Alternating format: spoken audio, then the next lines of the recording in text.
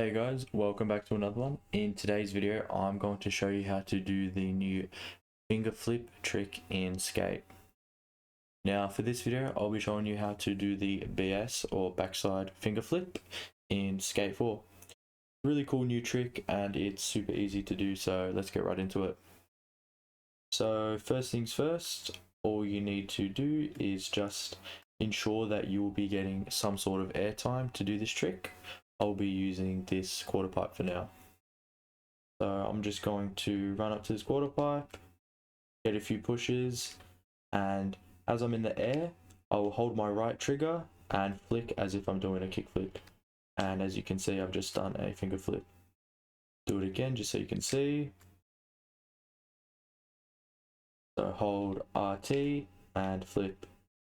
Super simple, super easy, nice little trick you can incorporate into your skate lines.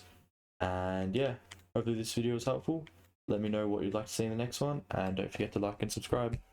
See ya.